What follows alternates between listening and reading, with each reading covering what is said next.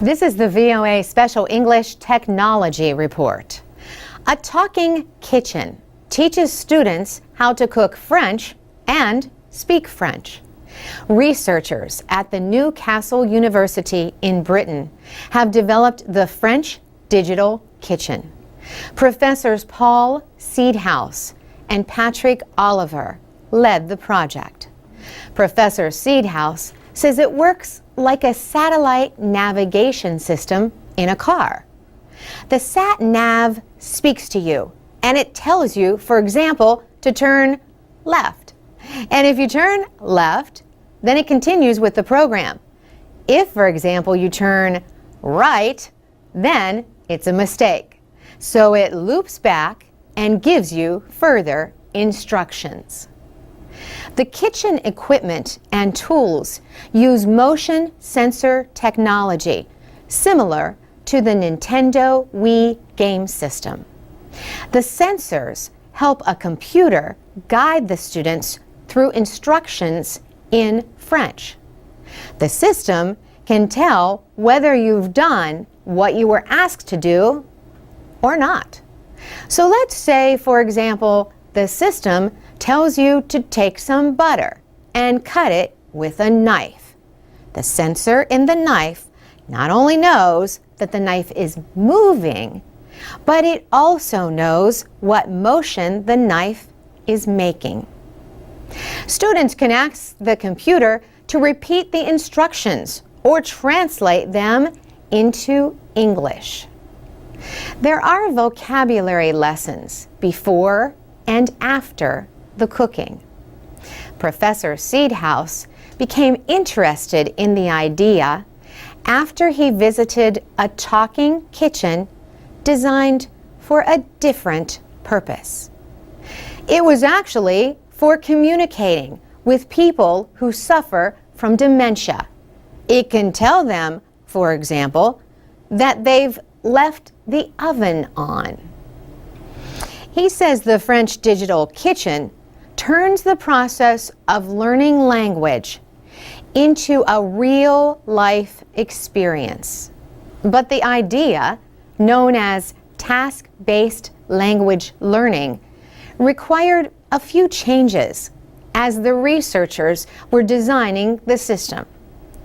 For example, if they had a sink full of water, as soon as people finished cooking with an instrument, they would throw it into the water. And for us, that's deadly, because the digital sensors were immediately ruined. The system could be available for sale by the end of 2012. Adding the technology to a new kitchen could add an estimated 10 to 20% to the building costs. The system could also be added to an existing kitchen. The researchers are also developing portable versions, and the European Union has given them money to begin programs in 6 other languages, including English, Italian, and Spanish. For VOA Special English, I'm Carolyn Persutti.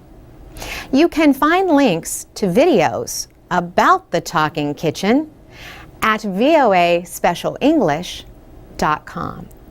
From VOA Learning English, this is the Technology Report.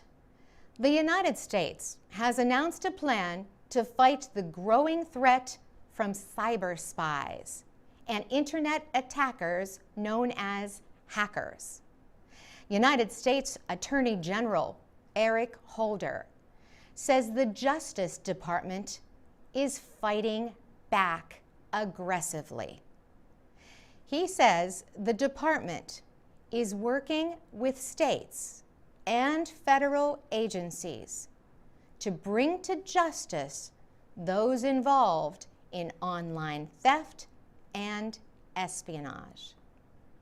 Mr. Holder called for increased cooperation with private businesses.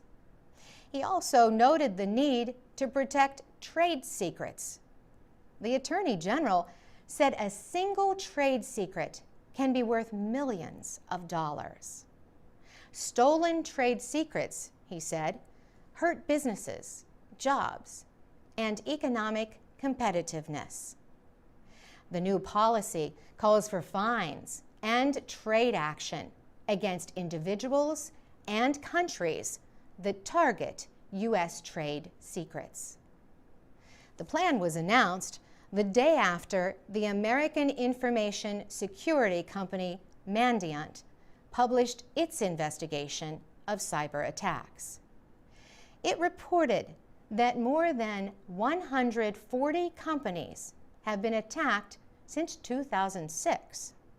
The targets include some of the biggest companies in the United States, such as Apple, Facebook, Lockheed Martin, and Coca-Cola. Mandiant says hacking groups in China carry out most of the attacks. They include groups known as Comment Crew and Shanghai Group. Mandiant also identified something called Advanced Persistent Threat 1, or APT-1. It says APT-1 is a part of the Chinese military, the People's Liberation Army. Mandiant says the Chinese government also wants to hack into important parts of America's infrastructure. China's foreign ministry denies Mandiant's accusations. It calls the report irresponsible. For VOA Learning English, I'm Carolyn Persutti. This is the VOA Special English Technology Report. Nurses spend their lives helping other people recover from injuries and illnesses. Yet nurses suffer a surprising number of injuries and illnesses themselves because of their work. In fact, the United States Department of Labor says nursing is the second leading profession for on-the-job injuries. It ranks higher than construction work and law enforcement. Only freight and stock movers report higher injury rates. Nurses and other healthcare workers do a lot of heavy lifting on the job. Lifting and moving patients improperly leads to sprains, strains, and muscle tears, leading causes of injuries to nurses. Gretchen Gregory is an instructor at the Sinclair School of Nursing on the Columbia campus of the University of Missouri. She says back problems are the greatest threat that nurses face when they lift or move patients. You're talking about people that have handicaps or limited mobility that need much assistance. And we have untrained people to do that assisting, and that puts them at risk for hurting their backs. Ms. Gregory leads a new training room where nurses can learn to keep themselves and their patients safe. She says most nurses lack training in how to lift patients. That's not something that we teach in school, but that's when falls happen, and that's when nurses get hurt. The Safe Practices Room has special training equipment, including a life-size mannequin doll. This patient can be filled with water and made to weigh as much as 159 kilograms. Ms. Gregory says most American hospitals have lifting equipment to help nurses move patients. But she says the equipment is often pushed back in a corner somewhere, unused and forgotten. She says the Safe Practices Room teaches the importance of using the tools and skills available. The training room also seeks to improve communication skills and other practices in a setting designed to copy a busy hospital or clinic. As Gretchen Gregory puts it, If we provide an environment where everything's nice and quiet, and they can give their medications or they can communicate to a physician when there's nothing going on, that's not really a real-life setting. They have to be able to do it with some distraction. An unidentified donor gave $300,000 to build the new room. The University of Missouri describes it as one of the first of its kind at a nursing school in the United States. You can find pictures of it at voaspecialenglish.com. For VOA Special English, I'm Carolyn Persutti.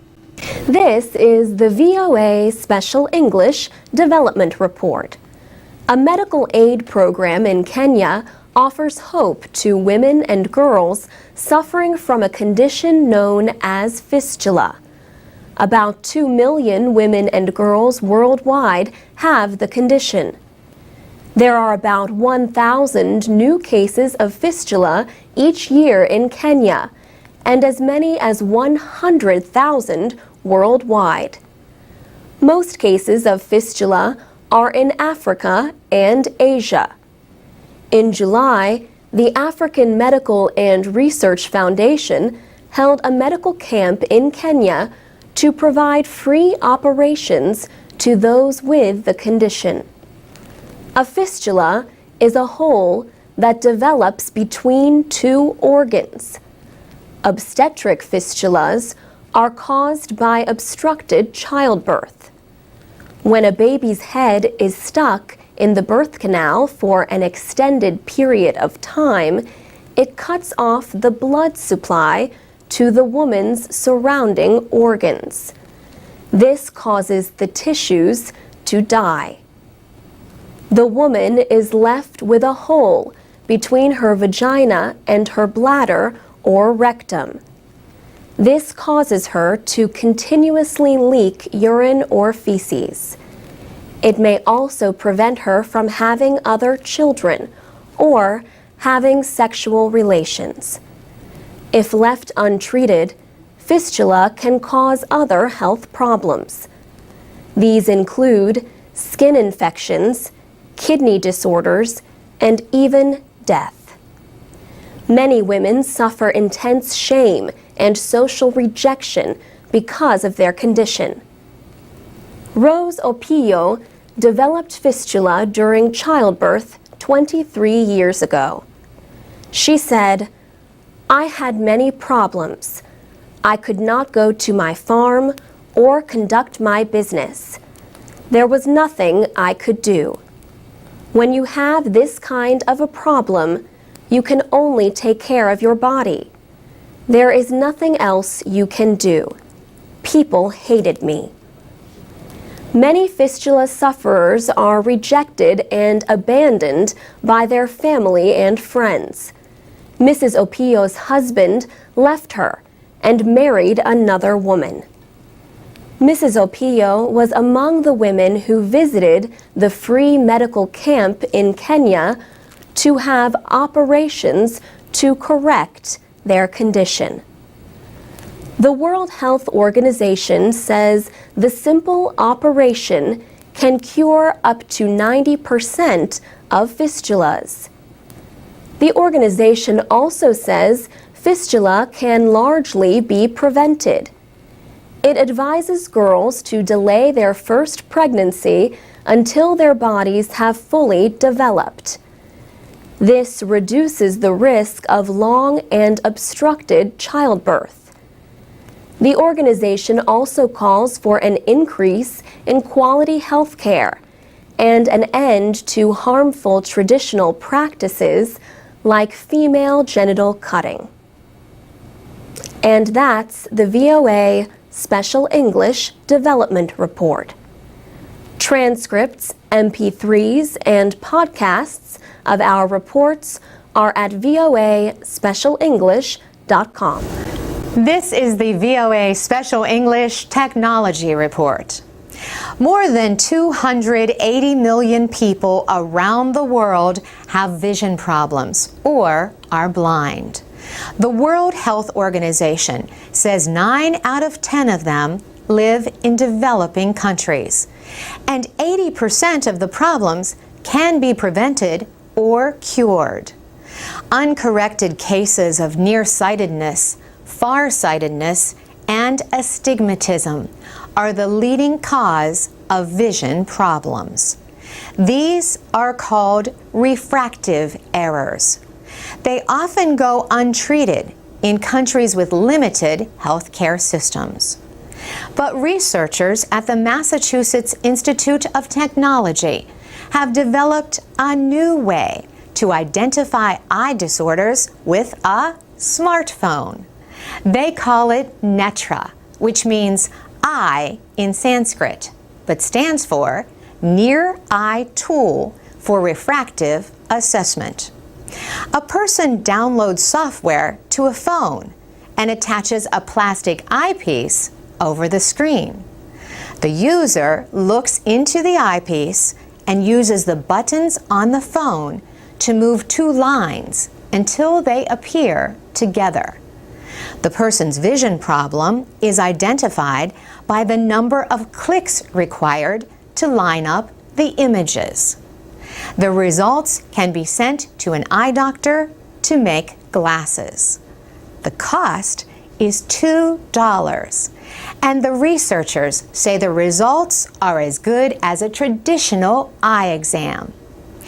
The phone app is still being tested and is not yet available. But the researchers from the MIT Media Lab recently won first prize in the Vodafone Americas Foundation Wireless Innovation Project. They will receive $300,000 over 3 years to continue their research.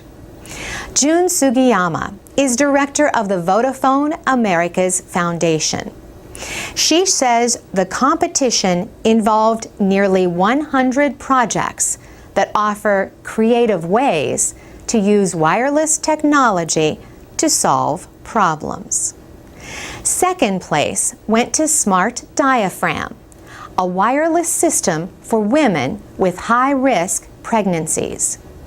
It warns if there are signs that the baby could be born early unless doctors intervene. And third place went to a solar-powered wireless system designed for tuberculosis treatment programs in developing countries. Cool Comply measures the temperature of medicine and records the amount used. June Sugiyama points out that certain drugs have to be kept cool, and in developing countries, refrigerators aren't that accessible. The information is sent to local healthcare workers supervising patient treatment. For VOA Special English, I'm Carolyn Presutti. You can download MP3s of Special English programs and find English teaching activities at voaspecialenglish.com.